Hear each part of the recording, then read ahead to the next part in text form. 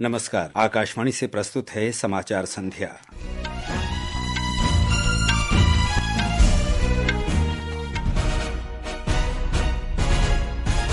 सरकार ने 15वें वित्त आयोग के कार्यकाल के दौरान वर्ष 2025-26 तक एकीकृत पीएम आशा योजना को जारी रखने की स्वीकृति दी। वित्त मंत्री निर्मला सीतारामन ने सूक्ष्म, लघु और मध्यम उद्यम क्षेत्र को मजबूत करने के लिए म्यूचुअल ऋण गारंटी योजना का शुभारंभ किया। भारत का निर्यात अप्रैल 2024 और जनवरी 2025 के दौरान 7.21% बढ़कर $683 अरब पहुंचा। कतर के अमीर शेख तमीम बिन हमद अल सानी भारत की 2 दिन की यात्रा पर आज नई दिल्ली पहुंचे। रूस और अमेरिका के शीर्ष अधिकारी यूक्रेन संघर्ष समाप्त करने के लिए कल सऊदी अरब में वार्ता करेंगे। और वडोदरा में महिला प्रीमियर लीग क्रिकेट में दिल्ली कैपिटल्स के साथ मैच में रॉयल चैलेंजर्स बेंगलुरु ने टॉस जीतकर गेंदबाजी का निर्णय लिया।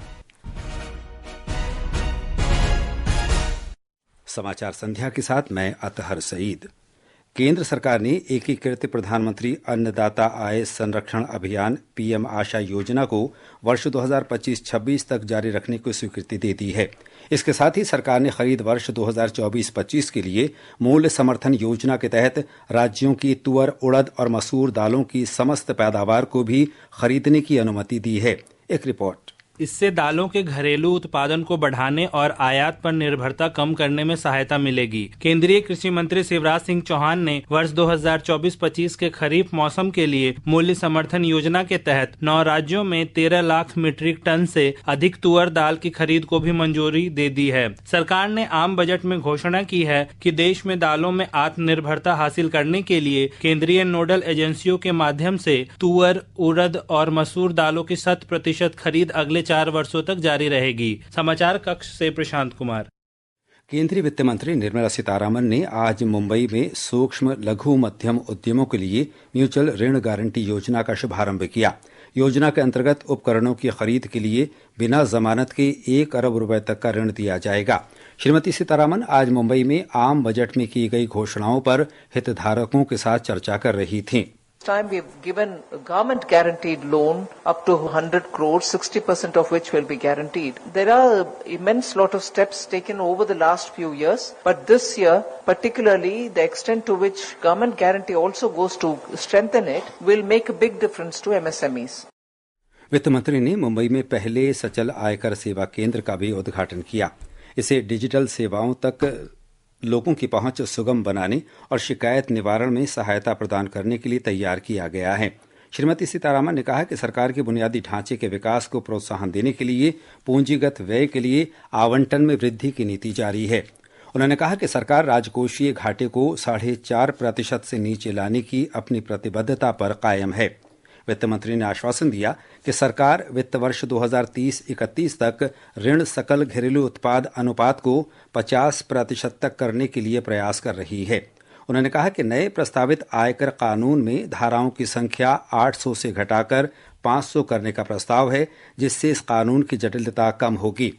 वित्त मंत्री ने खाद्य सुरक्षा के बारे में कहा कि प्रधानमंत्री धन धान्य कृषि योजना का उद्देश्य कम कृषि उत्पादन वाले 100 जिलों में कृषि उत्पादकता में सुधार करना है। उन्होंने कहा कि ये कार्यक्रम 1,70,00,000 किसानों की कृषि पैदावार को बढ़ाने में सहायता करेगा।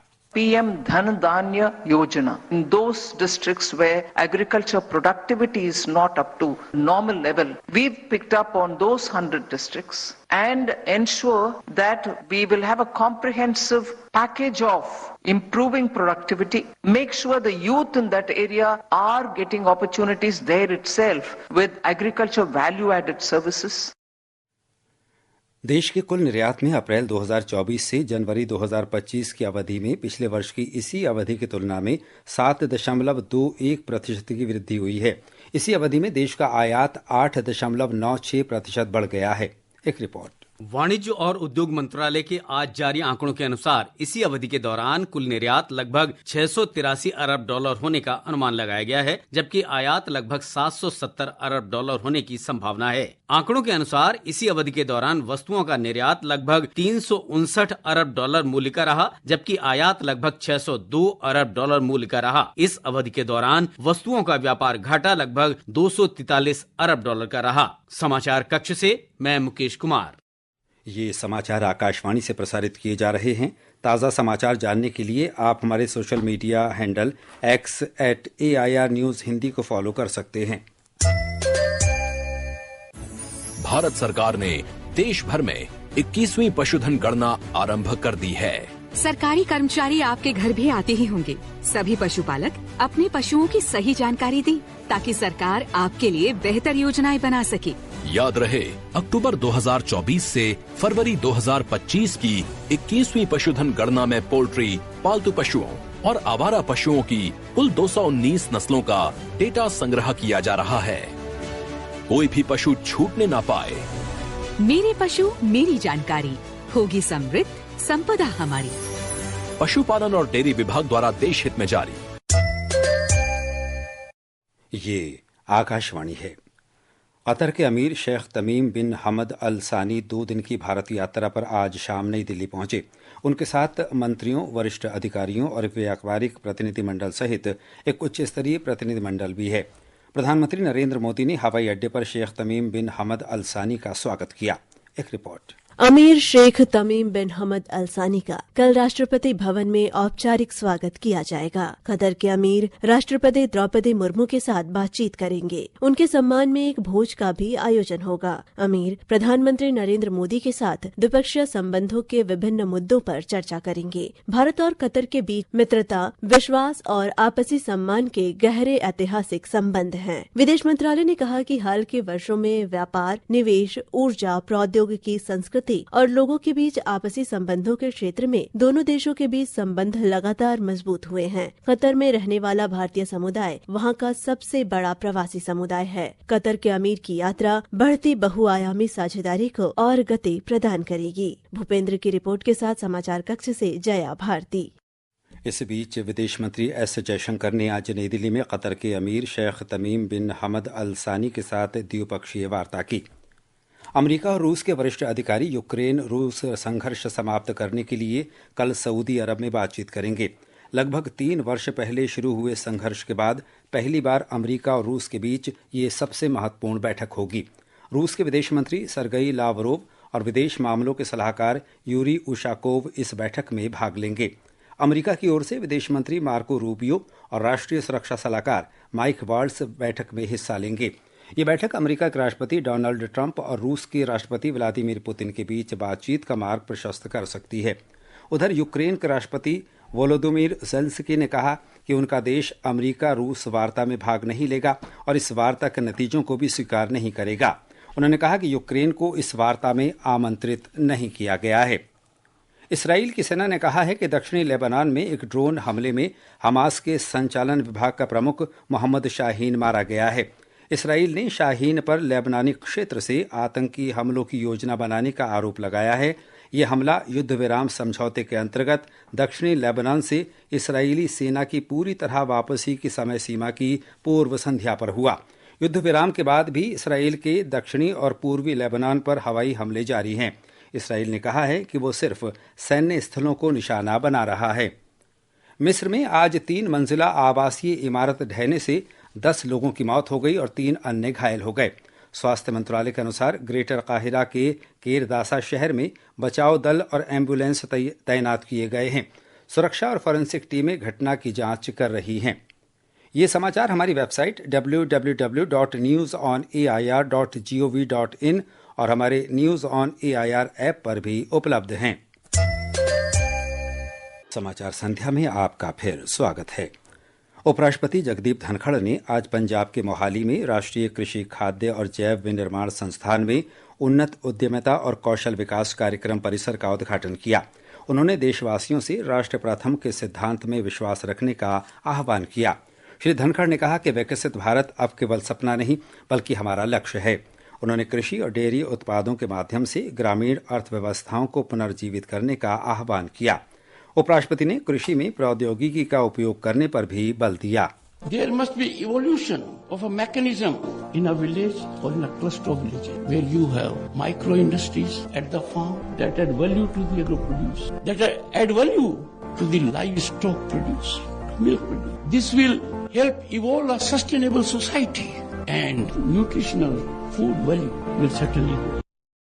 भारतीय जनता पार्टी ने कहा है कि इंडियन ओवरसीज कांग्रेस के अध्यक्ष सैम पित्रोदा की चीन पर टिप्पणी भारत की अस्मिता, कूटनीति और संप्रभुता पर गहरा आघात है। पार्टी प्रवक्ता सुधांशु त्रिवेदी ने आज नई दिल्ली में कहा कि सैम पित्रोदा का बयान गलवान घाटी में भारत और चीन की सेनाओं के बीच झड़प में प्राणों की आहुति देने वाले सैनिकों का अपमान है। जिस प्रकार की बात सैम पित्रोदा जी ने कही है वो भारत की अस्मिता, भारत की कूटनीति और भारत की संप्रभुता पर बहुत गहरा आघात है। उन्होंने इस प्रकार की बात कही कि चीन के साथ तो किसी प्रकार का विवाद ही नहीं है, जैसे भारत ही अग्रेसर की भूमिका में यानी आक्रामक मुद्रा लिए हुए। इस बीच कांग्रेस ने सैम पित्रोदा की टिप्पणी से पार्टी को अलग कर लिया है। कांग्रेस नेता जयराम रमेश ने सोशल मीडिया पोस्ट में कहा कि श्री पित्रोदा के चीन के बारे में व्यक्त विचार कांग्रेस के विचार नहीं हैं। उन्होंने कहा कि भारत के लिए चीन एक बड़ी सुरक्षा और आर्थिक चुनौती है। भारतीय जनता पार्टी के विधायक दल की बैठक 19 तारीख को नई दिल्ली में होने की संभावना है। बैठक में पार्टी के सभी नवनिर्वाचित विधायकों सहित वरिष्ठ नेता हिस्सा लेंगे। अगले मुख्यमंत्री के लिए शपथ ग्रहण समारोह इस महीने की 20 तारीख को नई दिल्ली के रामलीला मैदान में आयोजित होने की उम्मीद है। केंद्रीय शिक्षा मंत्री धर्मेंद्र प्रधान ने कहा है कि राष्ट्रीय शिक्षा नीति में 2 नए आयाम जोड़े गए हैं। श्री प्रधान ने आज दिल्ली विश्वविद्यालय के हिंदू कॉलेज के 126वें स्थापना दिवस को संबोधित किया। श्री प्रधान ने कहा कि देश भर में अनुसंधान को प्रोत्साहन देने के लिए एक अलग फाउंडेशन बनाया जाएगा। उन्होंने कहा कि सरकार अनुसंधान राष्ट्रीय शोध फाउंडेशन की स्थापना की योजना बनाएगी और अनुसंधान उद्योग के लिए 1 लाख करोड़ रुपए का ब्याज मुक्त ऋण भी उपलब्ध कराएगी। श्री प्रधान ने विद्यार्थियों से इस धनराशि का उपयोग अनुसंधान और नवाचार के लिए करने का आग्रह किया। हमें इस प्रकार की एक शिक्षा व्यवस्था खड़ी करनी है जिसमें लोग जॉब सीकर बनेंगे ही बनेंगे, लेकिन जॉब क्रिएटर भी बनेंगे। जॉब क्रिएटर होने के लिए एंटरप्रेन्योर होना पड़ेगा। रिसर्च भी आवश्यकता है और हमारी देश में रिसर्च की कोई कमी भी नहीं है। टीचिंग रिसर्च के साथ हमें इनोवेशन भी चाहिए और मैं कॉन्फिडेंट हूँ हिंदू कॉलेज की हर एक विद्यार्थी आने वाले दिनों में हमारी इकोनॉमी में जॉब क्रिएटर बनेगा। और अब खबरें महाकुंभ से।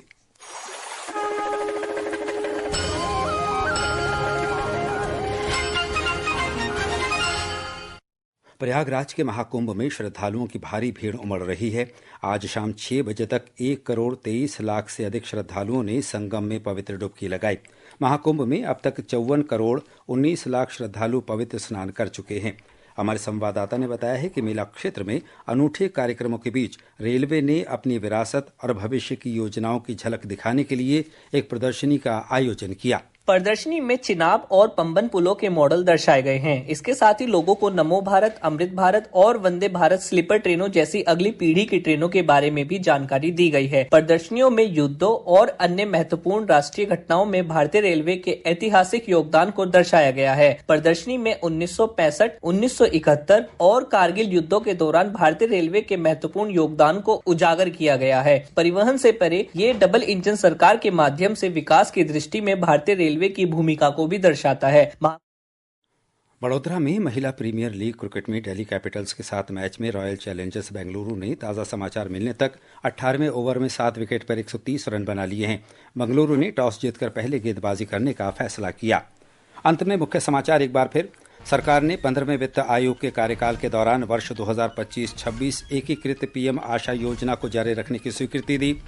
वित्त मंत्री निर्मला सीतारामन ने सूक्ष्म, लघु और मध्यम उद्यम क्षेत्र को मजबूत करने के लिए म्यूचुअल ऋण गारंटी योजना का शुभारंभ किया। भारत का निर्यात अप्रैल 2024 और जनवरी 2025 के दौरान 7.21% बढ़कर $683 अरब पहुंचा। कतर के अमीर शेख तमीम बिन हमद अल सानी भारत की 2 दिन की यात्रा पर आज नई दिल्ली पहुंचे। इसके साथ ही समाचार संध्या का ये अंक समाप्त हुआ। नमस्कार।